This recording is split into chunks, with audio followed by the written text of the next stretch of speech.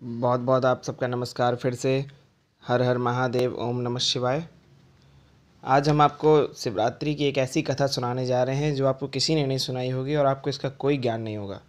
पहली बात तो अगर मैं आपको एक बहुत ही ज़बरदस्त बात बताऊं तो शिवरात्रि के दिन जो हमारे शिव जी हैं उनका प्रकट हुआ था, मतलब आज के दिन वो प्रकट हुए थे। आज का दिन से उनके विवाह से कोई लेना देना नहीं है, लेकिन कुछ लोगों ने ऐसी भ्रांतियाँ फैला करके ऐसे मतलब आज का त्यौहार मनाते हैं कि जैसे उनका आज विवाह हुआ हो, लेकिन वो विवाह नहीं हुआ था। आज की जो कथा है सतयुग के समय की, वो मैं आज आपको सुनाने जा रहा हूँ। और ये जो कथा है इसको आप अगर हर शिवरात्रि में सुनेंगे तो आप समझ लीजिए कि आपकी ज़िंदगी में सब कुछ बदलने वाला है। आपको शिव जी की ऐसी कृपा मिलेगी कि आप मुझे हर बार धन्यवाद कहेंगे। तो ये कहानी है सतयुग की। गुरु ध्रुव नाम का एक शिकारी था। वो अपने जो घर का पालन करता था, वो जानवरों को मार के उनका मांस और जो उनकी जो खाल होती थी उनको वो बाज़ार में जाके बेच के उसको वो उससे अपने परिवार का पालन करता था। और जब भी जैसे वो जाता था घर से तो वो खाने के लिए चूरमा, जो कि आपको पता है कि महादेव जी का बहुत फेवरेट एक वो है, प्रसाद है, और पानी का कमंडल अपने कमर में बांध के जाता था वो। इसी तरह एक दिन वो शिकार करने गया और उस दिन जो दिन था वो था शिवरात्रि का। शिवरात्रि के दिन उसको पूरे दिन कोई शिकार नहीं मिला, तो उसने ना पूरे दिन कुछ खाना खाया ना कुछ पानी पिया। तो उसने देखा कि सामने एक पानी का तालाब है। तो उसने सोचा कि वहाँ पे जाता हूँ, मैं थोड़ी देर बैठूँ। तो वहाँ पे वो बैठ के ये सोच रहा था कि आज तो मैंने ना एक भी शिकार किया है, ना मैंने तो मैं आज अपने बच्चों को क्या लेके जाऊँगा, बाज़ार में कुछ बेच भी नहीं पाए तो ना उनको खिला पाऊँगा कुछ, ना पिला पाऊँगा, पैसे भी नहीं मिले हैं। तो उसके दिमाग में एक ये आइडिया आया कि आज ऐसा करता हूँ मैं कि आज यहाँ पे विश्राम करता हूँ, रात में पानी पीने तो जानवर ज़रूर आएंगे, तब किसी न किसी का शिकार करके और सुबह फिर बाज़ार जाके ये सब बेच के और फिर मैं अपने घर जाऊँगा। तभी रात में वो देखा तो वो एक पेड़ में चढ़ गया कि कोई मतलब कोई जानवर आए तो देख के भाग न जाए, तो पेड़ में चढ़ गया। और जो पेड़ था वो था बेल का। और उसने जब देखा कि सामने एक हिरण नहीं, हिरणी पानी पी रही थी, तो उसने हिरणी ने इंसानी आवाज़ में बोला कि रुक जाओ, बाण मत चलाना, क्योंकि मेरे बच्चे घर पे भूखे हैं। जैसे बच्चे तुम्हारे घर पे भूखे हैं, वैसे मेरे बच्चे भी भूखे हैं। और अगर मैं उनको पानी पिलाए बिना मर जाऊंगी तो ऐसा होता है, हमारे शास्त्रों में लिखा है कि मरने से पहले हम जो चीज़ सोचते हैं हम वही बन जाते हैं, अगला जन्म भी वही होता है। तो उसने कहा कि मुझे अगली बार फिर हिरन नहीं बनना, तो मैं एक बार ये पानी पी के अपने बच्चों को पानी पिला दूँ, फिर उसके बाद मैं आ जाऊंगी और फिर तुम मेरा आराम से शिकार कर लेना और अपने बच्चों का भी पेट पाल लेना। तो शिकारी गुरु ध्रुव ने कहा कि मैं कैसे मानूं कि तुम आओगी, क्योंकि हाथ से निकला धनुष से निकला बाण, मुंह से निकली वाड़ी और हाथ से निकला शिकार कभी वापस नहीं आता। तो उसने कहा कि ये कलयुग नहीं, ये सतयुग है।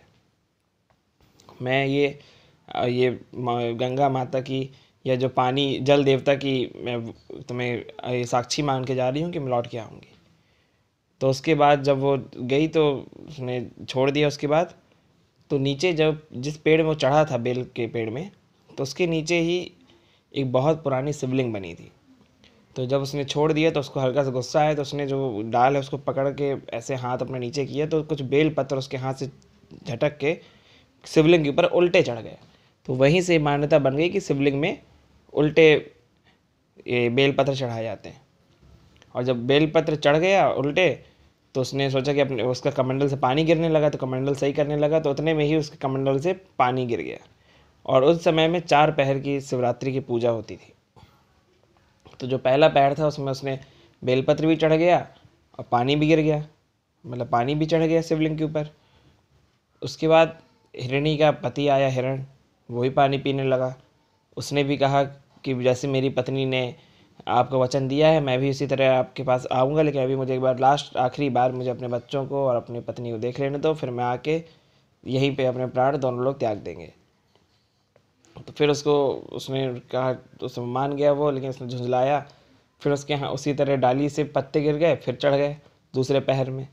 और फिर कमंडल से पानी गिरा, फिर कमंडल से पानी भी चढ़ गया, जल अर्पित हो गया भगवान को। तो भोलेनाथ तो भोले, तो उनको तो दोनों पहर की पूजा मिल गई कि सतयुग में पत्ते भी चढ़ाए उसने शिवरात्रि के दिन, और पूरे दिन कुछ खाया नहीं था उसने, तो वो उसका व्रत भी मान लिया गया शिवरात्रि का। उसके बाद हिरणी की बहन थी जो कि विधवा थी, उसके भी बच्चे थे, तो वो भी उसके लिए पानी लेने आई थी, तो उसने भी वही चीज़ की जो पहले हिरणी ने बोली थी, तो उसने उसको भी छोड़ा फिर।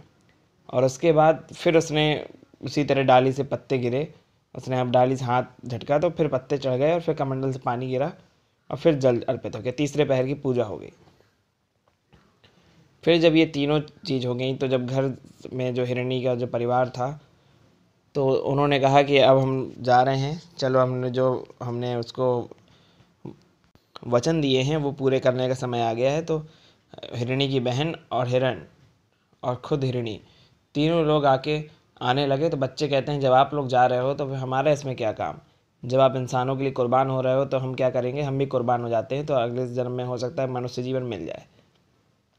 तो वो बच्चे मतलब दो, वो विधवा हिरणी के बच्चे और दो इनके बच्चे, तो ये 7 हो गए।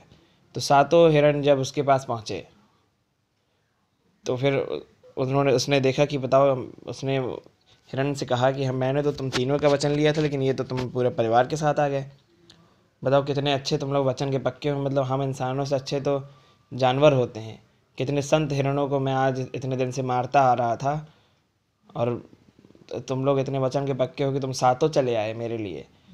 और उसके बाद और गुस्से में उसने जो है डाली, जो पेड़ की डाली थी वही तोड़ दी, और डाली तोड़ जब फेंका तो उसमें 3-4 पत्ते उल्टे भगवान को चढ़ गए। और उसने कमंडल का पानी फेंक दिया कि अब मैं कुछ पीऊँगा नहीं, आज मैं कुछ नहीं पीऊँगा। तो उसने कमंडल का पानी फेंका, तो फेंकते समय कुछ पानी चढ़ गया, और जो चूरमा वो अपने उसमें बांधे था, तो उसने वो भी उसको वो भी उसने फेंक दिया कि मुझे नहीं खाना है। तो वो भी फेंकने में चढ़ गया भगवान को, कुछ बगल में गिर गया। तो चौथे पहर में भी भगवान को बेलपत्र भी चढ़ गया, जल भी चढ़ गया, और भगवान का जो सबसे फेवरेट उनका जो प्रसाद था चूरमा, वो भी चढ़ गया। तो भोलेनाथ प्रसन्न हो गया कि चलो इसने मुझे चारों पहर की पूजा करी। उन्होंने उसकी वो पूजा स्वीकार कर ली। और उसके बाद फिर उसने जब अपना धनुष तोड़ा, बाण तोड़ के फेंक दिया सब कुछ, तो उसके बाद जैसे ही वो अपनी डाली से नीचे उतरने लगा, तो वो डाली टूट गई। तो जब दूसरी डाली जैसे बैठे थे वो टूट गई, तो वो सीधे गिरा, और जैसे ही वो गिरा तो उसका जो सर था वो शिवलिंग पे गिर गया, भिड़ गया। जैसे ही शिवलिंग में उसका सर भिड़ा, तो उसने दोनों हाथ से शिवलिंग पकड़ लिया, तो उतने में शिव जी प्रकट हो गए। तो फिर शिव जी से वो रोने लगा कि प्रभु, मैंने इतने दिनों से इतने पाप किए हैं, इतने दर्द दिए हैं इन जानवरों को। रोने लगा। उसके बाद फिर वहाँ से प्रसन्न हुए, प्रसन्न तो हो गए थे पूजा से महादेव जी। तो उन्होंने पहले तो जो 7 हिरण थे, क्योंकि वो अपने वचन कितने पक्के ये देखते हुए उन्होंने कहा कि अब तुम लोग आकाश में उत्तर दिशा की तरफ हमेशा 7 सप्त तारे बन के आकाश मंडल में रहोगे, और त्रेता युग में यही आप ही सातों लोग सप्त ऋषियों के नाम से जाने जाओगे। जो सप्त ऋषि हैं वो यही हिरण थे, और उनको वरदान दिया था शिव जी ने, तब जाके वो सप्त ऋषि बने।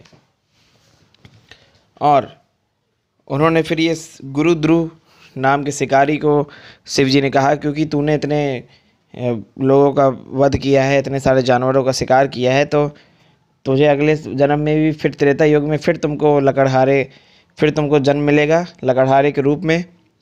पहले का जीवन तो तुम्हारा लकड़हारे के रूप में रहेगा, तुम लकड़ी काटोगे और जंगल में बेचोगे, लेकिन उसके आगे का जो जीवन होगा उसमें तुम ऐसे महान पुरुष के मित्र बनोगे कि जिससे तुम संतों साधुओं के मुंह से तुम्हें हर कोई बोलेगा, हर जगह तुम्हारा बखान होगा, और तुम पूरे विश्व में पहचाने जाओगे। तो यही पहले जो निषाद राज थे, यही निषाद राज पहले जंगलों में लकड़ी काट के बेचते थे, फिर यही निषाद राज भगवान राम के मित्र बने, और उसके बाद मित्र बनने के बाद पूरा आज उनको जितने भी पूरे हिंदू हैं, अब पूरे विश्व में आज उनका नाम है, हर कोई जानता है कि निषाद राज कौन है।